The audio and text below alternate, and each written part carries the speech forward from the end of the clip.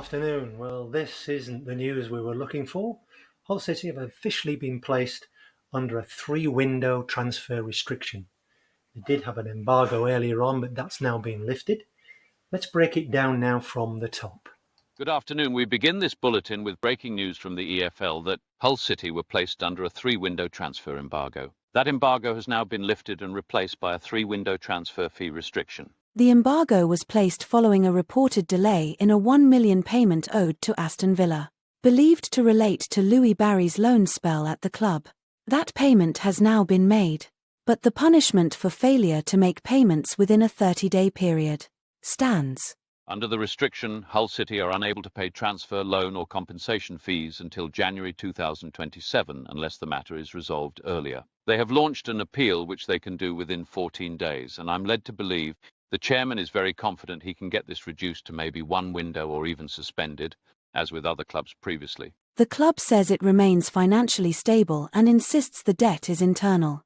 The chairman has claimed the funds are owed to himself, not external parties. More on this throughout the week. Hopefully we can get reaction from the fans and how they feel about the up-and-coming season. We will keep you updated. Now back to you, Andy.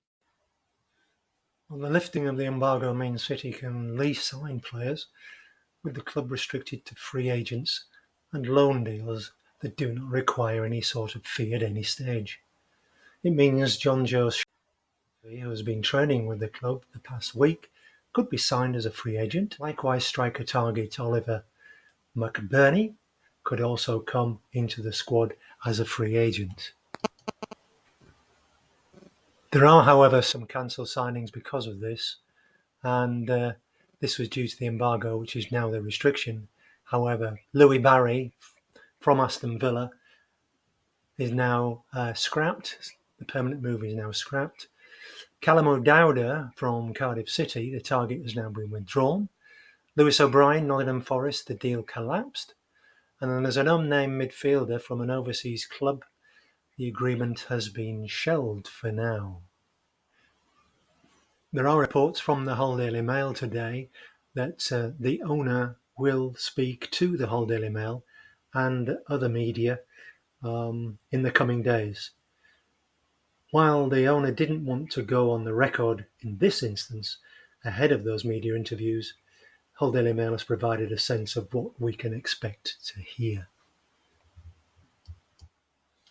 There is another rumour in the offing from Rumour Control, not confirmed, and please don't quote me, but the original request or signing of Matija Friggin from KVC Westerlo could still be on the cards, having possibly agreed a deferment of any payment whatsoever for 18 months, and a €9 million has been offered, and he could still come to us.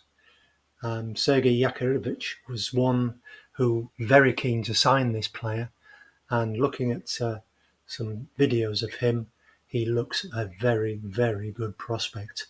So that is in the fire, and we'll just hope to pull it out of there with some confirmation later on in the week.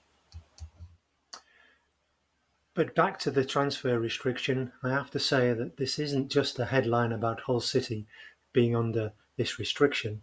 There's a wider story here, and it could impact more than just the team sheet. Football clubs rely on a whole ecosystem: catering suppliers, printing companies, transport firms, construction services, hospitality, local security, training and equipment providers. All of them depend on timely payments. If this delay with Villa is the first sign of wider cash flow issues, then local and national businesses who supply Hull City could feel the hit too.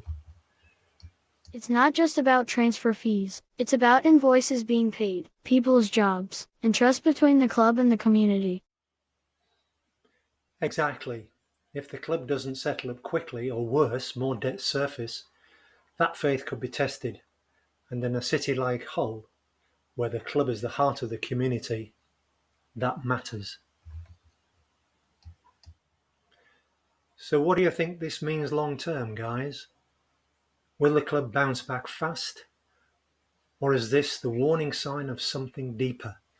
Let us know below in the comments what you think about the whole scenario.